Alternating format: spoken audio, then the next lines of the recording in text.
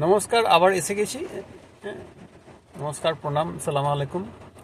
আবার এসে গেছি চ্যাংড়ামা করতে। বন্ধু বান্ধবরা মাঝে মাঝেই বলে তুই একটা বিনয়ের অবতার, কারণ দিনের শেষে হয়েছে কি, আমার আসলে অনেকগুলো পাস হয়ে গেছে আর কি, অনেক কিছু ডিগ্রি ফিগ্রি আছে। তো আমি ওদের বলার চেষ্টা করি গল্পটা এই রকমের নয়, আমি আসলে পড়াশোনা অতটা ভালোবেসে করি না। যারা ভালোবেসে পড়াশোনা করে তাদের প্রণাম, কিন্তু আমি তাদের মতো নই। আমার পড়াশোনা ছাড়া অন্য কোনো উপায় ছিল না, কারণ আমি ছবি আঁকতে পারি না, গান করতে পারি না। হ্যাঁ, ফিজিক্যালি ততটা শক্ত সবল নই, হাতে গলগল করে সবসময় ঘাম দেয়। হ্যাঁ, মানে ইলেকট্রিসিটির কাজ করতে পারবো না, কলের কাজ করতে পারবো না, চুরি চামারি করতে পারবো না, কারণ ধরা পড়ে যাবো ব্যাংকে চুরি ফুরি করলে হাতের ছাপ পড়ে। তো আমি বাধ্য হয়ে পড়াশোনাটা করি। আমার কাজ হয়েছিল হচ্ছে ওই যে কোনোভাবে কাজ টাজ করে একটা ব্যাংকে বা রেলেতে চাকরি বাড়ি করা একটা। হ্যাঁ, তাতে উইকেন্ডে ক্যারাম খেলবো ক্লাবে, লোকাল ক্লাবে একটু তাস খেলবো ওই রকমের। কিন্তু আলটিমেট ভগবান, ভদ্রলোক হয়তো আমার উপরে খুবই সদয়, কিছু প্রশ্নের ঠিক উত্তর লিখে ফেলেছিলাম, তো হয়ে গেছে। তবে যেটা আমার মনে হয় সব থেকে হেল্প করেছে আমার পড়াশোনার ক্ষেত্রে, সেটা হচ্ছে অ্যাটিচিউড। কারণ আমি খুব ভালো করেই জানি আমাদের দেশে ফেস গ্রেডিং হয়, রাইট? আপনিও জানেন, আমিও জানি, আমাদের দেশেও হয়, এখানেও হয়। হ্যাঁ, এখানে টিচার্স পেট বলে। হ্যাঁ, আমি যখন ইউনিভার্সিটিতে পড়াতাম আমারও অনেক অনেক কাছাকাছি আসতো, হ্যাঁ, যাতে একটু সুবিধে পায়। তো ওটা চিরকাল ছিল, আছে, থাকবে। কিন্তু ফেস গ্রেডিং আমি অনেক দেখলেও একটা জিনিস আমি কোনো দিন দেখিনি, সেটা হচ্ছে আমি একটা প্রশ্নের ঠিক উত্তর লিখেছি, অথচ আমার মাস্টারমশাই, হ্যাঁ, আমার প্রশ্নের ঠিক উত্তরটাকে কেটে সেটাকে আবার একটা ভুল লিখে আমাকে পানিশ করেছে, রাইট? এটা কিন্তু আমি কোনোদিন দেখিনি। তো জীবনের শুরুতে আমি ওই একটা ঠিক করে ফেলেছিলাম যে আমার সব ফেস গ্রেডিংয়ের দরকার নেই, আমার ফেভারের দরকার নেই, আমি শুধু ঠিক উত্তর যদি লিখতে পারি সেই দিকেই আমি ফোকাস করি। তার একটা মজাও আছে, পরীক্ষা খুব বাজে হয়েছে, আমি ক্লাস থেকে ফিরছি, আমার দাঁত সবসময় বেরিয়ে থাকে, তো দাঁত বেরিয়ে আছে। তো সবার মন টন খারাপ, আমি দাঁত বার করে আছি, অবশ্যই তাদের ঝাড় জ্বলছে, তোর পরীক্ষা কেমন হয়েছে? পরীক্ষা ভালো হয়নি আজকে, একদমই ভালো হয়নি। একই রকম আছি। তারপরে খাতা বেরোলো, খাতা বেরোতে দেখা গেল যে আমি যথারীতি আমার ভালো হয়নি। তো আমাকে খুব অবাক হয়ে জিজ্ঞেস করছে, কিরে, তোর তো পরীক্ষা তো ভালো হয়নি? হ্যাঁ, আমি তো বললাম ভালো হয়নি। তাহলে তুই হাসছিলিস কেন? হাসবো না তো কি, কাঁদবো? হ্যাঁ, পরীক্ষক আমার শত্রু নয়। যে প্রশ্নগুলোর উত্তর আমি জানি, সেই প্রশ্নগুলো আসেনি, আর যে প্রশ্নগুলোর উত্তর আমি জানি না সেগুলো এসেছে, আমি চেষ্টা করেছি, হয়নি, কী করবো? ওই অ্যাটিচিউডটা আমার মনে হয় খুব দরকারি যদি আপনি পড়াশোনা করতে চান। কিন্তু ভালোবেসে পড়াশোনা করে আলাদা কথা, কিন্তু পরীক্ষায় যদি ভালো ফল করতে চান, আমি তো এই এক্সাম টেনশনটা ভীষণ মিস করেছি, সিরিয়াসলি বলছি। আমার মনে হয় এক্সাম টেনশনটা থাকলে আমি হয়তো আর একটু ভালো মানে প্রস্তুতিটা নিতাম। আমার বক্তব্য হচ্ছে আমি যদি জানি আমি নাম্বার পাবো, যদি আমি না জানি আমি নাম্বার পাবো না। পরীক্ষা তো আমার শত্রু নয় রে বাবা। হ্যাঁ, ওসব ভেবে লাভ নেই। ওই অ্যাটিচিউডটা থাকলে একটা সুবিধে হয়ে যায়, তাতে কি পরীক্ষার হলে আপনি ঘেমে যাবেন না। হ্যাঁ, তো যা যেতে পারি প্রিপারেশান। ইনফ্যাক্ট আমি উচ্চ মাধ্যমিক বেলুর বিদ্যা মন্দিরে উচ্চ মাধ্যমিকের প্রিটেস্টে আমি ফেল করেছিলাম, 149 টোটাল। তো তার কারণও ছিল, কোনোদিন সেই গল্প বলবো। তারপরে হলো কি, প্রিটেস্ট থেকে টেস্ট নিজে পড়াশোনা করে বই পড়ে ওই সিআরডিজির ফিজিক্সের বই, তারপরে কেমিস্ট্রির নামগুলো ভুলে গেছি। হ্যাঁ, এমসি চাকির মনে হয় ম্যাথমেটিক্স ছিল, মানে ওই কেশব নাগ, ওইগুলো পড়ে টড়ে, সৌরেনদের ছিল, সৌরেনদের ম্যাথমেটিক্স বই ছিল, এসএনদের। তো ওইগুলো পড়ে তারপরে যখন টেস্ট এলো তখন হলো আমার 644। তো আমার সুপারিনটেন্ডেন্ট ছিলেন সত্যব্রত মহারাজ। আমি জীবনে কয়েকজন আর কি, মানে অনেক ভালো মানুষকে দেখেছি, সত্যব্রত মহারাজ তাদের মধ্যে অন্যতম, যাকে আমার বুঝতে আমার আজও ফেটে যায় যে উনি বুঝেও ওরা না বোঝার ভান করে, না সত্যি সত্যি বুঝতে পারেন না, যেটা আমরা বেশিরভাগ ছাত্র আজও ধরে উঠতে পারিনি। কিন্তু সত্যব্রত মহারাজ বোকা লোক না, কারণ উনি যাদবপুর ইউনিভার্সিটি ফিজিক্সে ফার্স্ট ক্লাস থার্ড, মাথায় কিছু আছে। কিন্তু একটা অদ্ভুত ব্যাপার আছে, একটা অদ্ভুত সারল্য আছে, অ্যান্ড পেপসি খেতে খুব ভালোবাসেন। মানে আমার যদি ক্ষমতা থাকতো সত্যব্রত মহারাজকে প্রত্যেক মাসে একটা করে 2 লিটার পেপসির বোতল পাঠিয়ে দিতাম বেলুর। এখন মনে হয় উনি এতে আছেন, বেলুর মঠে চলে এসেছেন, এখন চাকরি বাড়ি আর মানে কাজকর্ম আর করেন না। হ্যাঁ, প্রণম্য মহারাজ। তো সত্যব্রত মহারাজ এরকম একটা হোস্টেলে বেলুর বিদ্যা মন্দিরে, তখন বাবা মারা গেছেন। হ্যাঁ, তার 2 বছর আগে, 1993, যে বছর মাধ্যমিক পাস করি আর আমি উচ্চ মাধ্যমিক পড়ছি তখন। হ্যাঁ, বেলুর বিদ্যা মন্দির তো 250 নিয়ম, পরে কোনো একদিন গল্প করবো। তো যাই হোক, সত্যব্রত মহারাজ আমাকে নিয়ে ওই যখন পুজো করতেন বসিয়ে রাখতেন, ধ্যান কর। ওরে বাপরে বাপ, কি অস্বস্তিকর ব্যাপার, উনি পুজো করবেন না, আমি ওই একটু বিরক্ত করতাম এদিক ওদিক, একটু বহুত অভ্যাস ছিল মানুষের পেছনে লাগার আর কি। তো অভিযোগ পেলে সত্যব্রত মহারাজও আমাকে একটু একটু প্রশ্রয় দিতেনও। তো উচ্চ মাধ্যমিকের টেস্টে যখন 644 এলো, সত্যব্রত মহারাজ ঘরে ডাকলেন। হ্যালো, জীবনে আমাকে দুটো মানুষ মহাপ্রসাদ বলে, মানে খুব কম সম লোকই।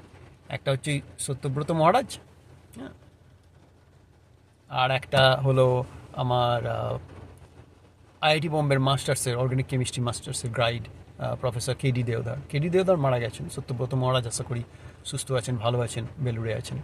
এখন তো মঠে থাকেন না সম্ভবত, বয়স হয়ে গেলে ওনারা খুব বেশি কাজকর্ম টর্ম করেন না, এটা স্বাভাবিক ব্যাপার। তো সত্যব্রত মহারাজ আমাকে বললো, মহাপ্রসাদ 640 পেয়েছি, আমি খাতায় লিখে দিচ্ছি, টেস্টের থেকে তোমার নাম্বার 100 বাড়বে, 740 হবে, কিন্তু ওই 6টা নাম্বার আমার মনে হয় না তুমি বাড়াতে পারবে।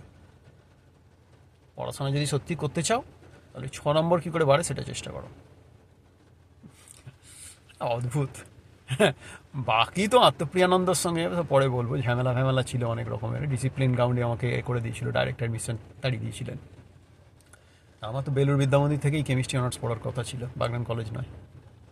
ইনফ্যাক্ট ওটা একটা ডার্ক পিরিয়ড, বাট অনেক কিছু শিখেছি ওই সময়। যাকে তো ওই সত্যব্রত মহারাজের ওইটা আর কি, মানে বলতেন যে তুমি 100 বাড়াতে পারবে কিন্তু 6 বাড়াতে পারবে না। ওইটা একটা মাথায় রাখার দরকার আছে। আপনি যদি পড়াশোনায় ভালো হতে চান, আপনি হয়তো স্কুলে ভালো, হ্যাঁ, হয়তো ইউনিভার্সিটিতে ভালো, হয়তো আইআইটি বোম্বের ক্লাসের ভালো, কিন্তু দিনের শেষে একটা গ্লোবাল র্যাঙ্ক ভাবুন। যখনই মনে হবে ল্যাজ বেরিয়ে যাচ্ছে, হ্যাঁ, পরীক্ষায় একটা কিছু, আপনি যে পরীক্ষাটা ভালো রেজাল্ট করেছেন তার কারণটা কি? প্রশ্নগুলো ঠিক উত্তর লিখেছেন। হ্যাঁ, যদি ওই প্রশ্নগুলো যদি না আসতো, অন্য প্রশ্নগুলো আসতো, তাহলে হয়তো পেতাম না। আমি সেইভাবেই দেখি।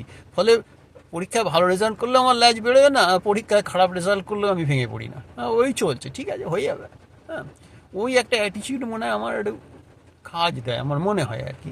মানে জীবনকে সিরিয়াসলি নিশ্চয়ই নেবেন, কিন্তু খুব বেশি সিরিয়াসলি নেওয়ার দরকার আছে কি? আর আমরা তো আর মানে উইথ অল ডিউ রেসপেক্ট, আমি তো সাহিত্যের কথা বলছি না। ধরুন কেমিস্ট্রি বা ফিজিক্স আর ম্যাথ আপনি যদি না জানেন তাহলে করবেনটা কি, রাইট? তো যেটুকুনি জানেন সেটা লিখবেন, এক্সামিনারে সময় নষ্ট করবেন না। হ্যাঁ, মানে কিছু জানি না 2 পাতা লিখে দিলাম, সেটা তো ঠিক নয়। মানে আমার আর একজন আর কি, মানে অবধূত যেমন 24 জন গুরু ছিল, আমার আর একজন গুরু আর কি, University of Kentucky professor Cammers, Arthur Cammers, আমার কমিটি মেম্বার ছিলেন। ওরে বাপরে বাপ, মানে কেমিস্ট্রি যদি কোনো মানুষ চোখের সামনে দেখতে পায় উনি, কিন্তু একদম মানে পড়াতেও পারেন না, আর অসম্ভব রকমের মানে বাজে ভদ্রলোক। মানে যেদিন বাজে মুডে আপনি ওনার কাছে যাবেন অপমান করে ছেড়ে দেবে, যেদিন ভালো মুডে যাবেন পুরো বাচ্চার মতো। হ্যাঁ, ও মানে জাস্ট ইউনিক। তো ওই ক্যামার্স উনি যখন পড়াতেন আর কি, একটা প্রশ্নের পাশে লিখে দিতেন right answer of this question, লিখবেন, মাথা ফেটে যেত পুরো একদম, মানে সারা শরীর ফেটে যেত। তার পাশে লিখতে দিত, if you write more than 3 sentences chances are you are wrong, so don't bother. মানে প্রশ্নের উত্তর আমি যদি 3টের বেশি বাক্যে লিখি তার মানে আমি ভুল। তো আমি একদিন গিয়ে ওনাকে কুই করে বললাম, আমি তো অর্গানিক স্পেশাল, তো আমাদের 15 জনের ক্লাস ছিল, অ্যাডভান্স অর্গানিক কেমিস্ট্রি। তো 15 জনের ক্লাসের দ্বিতীয় সপ্তাহে 9 জন ড্রপ করে দিলাম। ক্যামার্সের ক্লাস তাদের দ্বারা হবে না, আমি অর্গানিক কেমিস্ট্রির মানুষ, আমি আর যাবো কোথায়? তো আলটিমেট ক্লাসটা শেষ করেছিলাম আমরা 5 জন, আমি কোনোভাবে শেষ করেছিলাম। আমি ইভেন এ পেয়েছিলাম ক্লাসটাতে, কীভাবে পেয়েছিলাম নিজেও জানি না। বাপ রে বাপ, মাথার প্রত্যেকটা ব্রেন সেল। সেই দেশে যখন ওই স্টেশনে বসে পয়সা দিয়ে 29 খেলতাম, মানে পয়সা দিয়ে 29 খেলাটা উচিত না, তাস খেলা উচিত নয়, কিন্তু তার একটা ভালো দিকও আছে, সেটা হচ্ছে হেরে গেলে তো সেদিন 4 ঘুগনি মুড়ি জুটবে না। হ্যাঁ, দয়া আর কি, যে যারা জিতবে তারা যদি খাওয়াবে। ফলে ওই আর কি, মানে নিজের পয়সাটা দিয়েছি কিন্তু জিততেই হবে যাতে ঘুগনি মুড়িটা আর চাটা খেতে পারি। তখন মাথার ব্রেন সেলগুলো আলটিমেট সব মানে একসঙ্গে কনসেন্ট্রেট হয়ে যেত আর কি। তো ক্যামার্স তো গিয়ে বললাম, দেখুন আমরা তো আমি তো নেটিভ ইংলিশ স্পিকার নই, কখনো কোনো একটু বেশি শব্দ লাগে। তা আপনি এরকম লিখেছেন যে 3টে বাক্যের বসে যদি আমি লিখি তার মানে সেটা ভুল, এটা কীরকম বলছেন? হ্যাঁ, ক্যামার্স আমাকে বললো, do you know where fish tank is? বাবা, আমি একটা প্রশ্ন করলাম। ফিশ ট্যাঙ্কটা জানি, ফিশ ট্যাঙ্কটা হচ্ছে একটা চিপ বার যেখানে আমরা স্টুডেন্টরা যাই। মানে ছিল, দুটো ছিল, মানে ইউনিভার্সিটি অফ কেন্টাকির লাইনাক্স পাব ছিল যেখানে ফ্যাকাল্টিরা যেত, আর যাদের যাদের পয়সা আছে তারা যেত। আর যাদের পয়সা করি পকেটটা কম আমাদের মতো আর কি, হ্যাঁ, তারা আমরা যেতাম হচ্ছে ফিশ ট্যাঙ্কে, ওখানে লাইভ মিউজিক ছিল। হ্যাঁ, ফিশ ট্যাঙ্ক জানি। আমি বললাম যে এইখানে তো ওই তো ফিশ ট্যাঙ্ক, হ্যাঁ ফিশ ট্যাঙ্ক জানি, তো এইখানে যাবেন, ওইখানে যাবেন, ওইখানে যাবেন। ক্যামার্স বললো, look, you just answer my question is 3 sentences because you know where fish tank is. Ha ha ha ha ha. তো ওইটা মানে রাগটা ধরলো, কিন্তু এটাও সত্যি যে আপনি যদি কিছু জানেন, হ্যাঁ, সেটার জন্য কিন্তু আপনি বেশি সময় নষ্ট করবেন না, ঠিকঠাক বই দিতে পারবেন। তো যখন পড়াশোনা করবো ওইটা করতে হবে, যে জিনিসটা কি, কোন কাজে লাগে, কখন কাজ করে না, কিভাবে কাজ করে, এটা নিজে জানুন আর অন্যকে পড়াবেন। আমি যেটা সবসময় করেছি আর কি, হ্যাঁ, আমার পকেটে বেশি পয়সা কড়ি থাকতো না, আর পেটে একটু খিদে, তারপরে বিড়ি সিগারেটের নেশা আছে, অন্য একটু নেশা আছে। তো বন্ধু বান্ধবদের যারা যখন আমার সঙ্গে যে ক্লাস নিত, আমি তাদেরকে হেল্প করতাম আমি নাইস বলে নয়, কারণ ওতে হতো কি মানে নিজে নিজে মানে করাটা আর কি, মানে রিভাইজ করাটা ভীষণ বোরিং, একটা সময় পরে ক্লান্তি এসে যায়। কিন্তু আমার শর্ট টার্ম মেমোরি ভীষণ বাজে, কিন্তু আমার মেমোরি বাজে বলে তো আমাকে কেউ পরীক্ষাতে নাম্বার দেবে না। ফলে আমি করতাম কি, যে ক্লাসে যখনই পড়ি সেই ক্লাসে ছেলেদের আমি তখন পড়াই। হ্যাঁ, প্রথমে নিজে শিখি।